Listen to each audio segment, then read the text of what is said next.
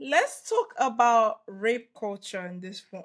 Because I think you have some thoughts on some of those early scenes between Lockjaw and Yeah, Perfidia. But I also wanted to speak specifically about Lockjaw's explanation of how he has a biracial child at the end. I was yeah. very, very, very, very, very unhappy with that.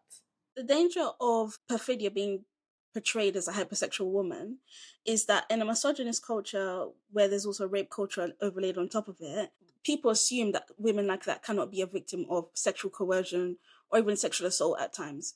But in my opinion, I read what I saw between Lockjaw and Perfidia as a clear case of coercion. This is a man that's, he occupies a position of power. This is a woman who's operating on the borders of legality. She's an enemy of the state at this point. She's supporting immigrants. She's very much openly against the state. And he's telling her, well, I will give you your freedom if you give me what I want, which is some freaky sex with me. I don't read that as a consensual encounter. But I'm seeing people around me in the movie laughing at this. And then when I've left the movie, I've seen people talking online about how she actually has a power trip kink that it's a dom sub sort of thing. And I'm like, dom sub? When this is a woman who hasn't really had the opportunity to fully consent here. Again, I just don't think this scene landed very well for me. Did you say club pedestal? But I I can see that she's obviously a woman who enjoys sexual attention from men and she enjoys the chase and stuff like this. I totally see that. But I'm saying that in a culture like we have with misogyny and rape culture, it doesn't land very well. Again, I don't think Paul Thomas Anderson has the range. I wasn't happy with it at all.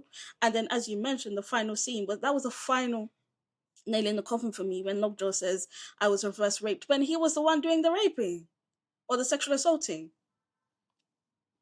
So him saying that, a white supremacist, misogynist saying crazy things doesn't shake me and doesn't offend me in fiction. My concern is how the film is playing it. Like, Mm. is the film playing it for laughs? Which it is. Yes. That's my problem. Yes.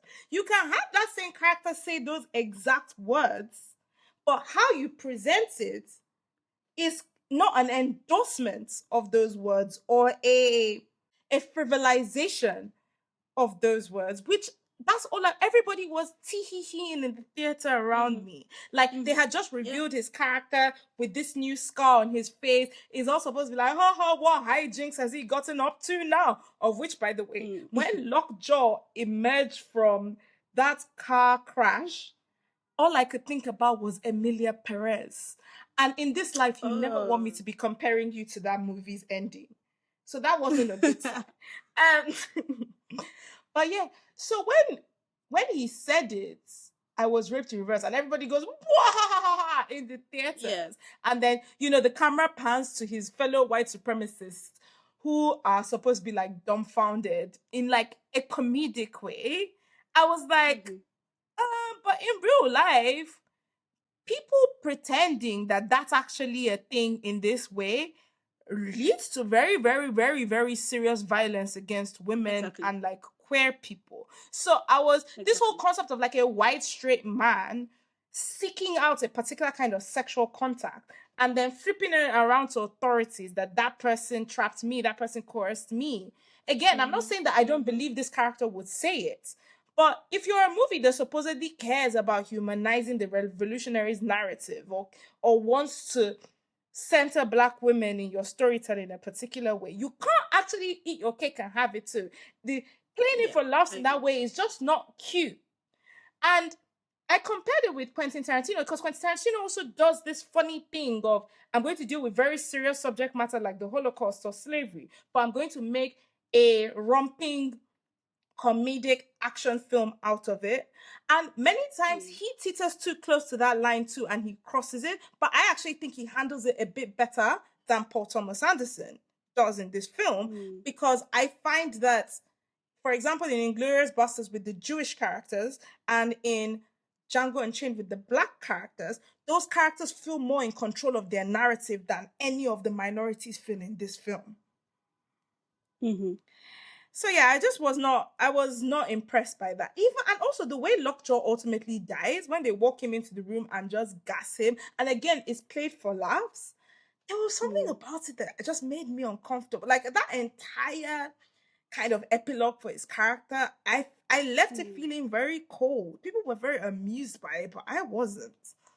What I found interesting though was this idea that a white supremacist group would punish a white man for ultimately sexually abusing a black woman, and I'm like, that doesn't make any damn sense Clock in the it. context of America, Clock it.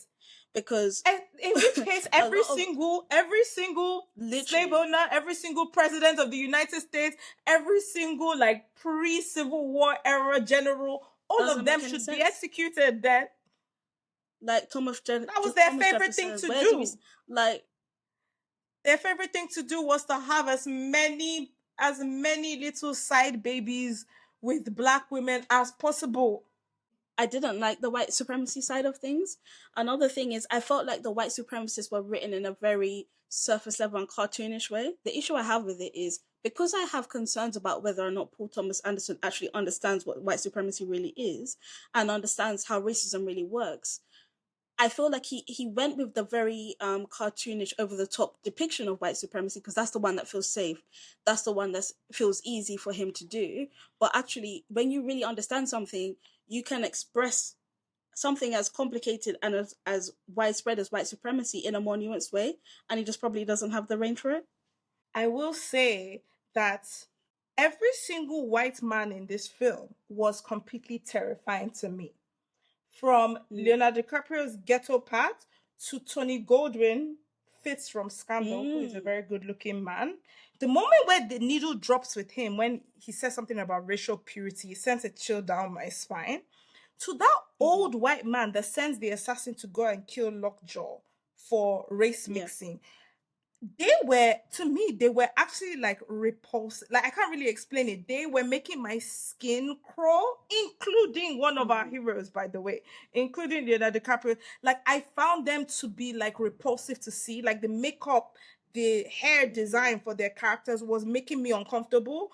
Lockjaw, the fact that Champagne got so swole, but he has like that mini Nazi haircut and he walks with this particular limp. I do think Champagne's performance, there's something studied and fascinating about it on a I loved it. technical level that I thought was impressive. But I also had it at the back of my mind that this is the same Champagne that allegedly was very physically violent to Madonna in their relationship. So Oh, really? there was layers to it. And I'm just thinking about the fact that Champagne is able to age into his career, still getting to play these crazy, interesting characters. And he's getting lots of praise for this performance. And he might probably be nominated for a supporting actor Oscar. And I have it at the back of my mind that this real life man is he has some serious allegations on his name. So I didn't know about the Madonna thing, and that's really unfortunate. I do think that his performance is probably the strongest one in the movie for me. I get what you're saying about Tiana Taylor, but again, I've just seen it so many times. I did find Sean Penn's mannerisms and the way how he's so consistent with it. It was very compelling. He like you said, he plays a really repulsive character. My skin was also crawling when I saw him as well. I think he embodied this type of man very, very well. So that's someone who has sexual obsession, someone who has no discipline, has no boundaries. I think he did a really good job. If he gets awards, I think they'll be well deserved.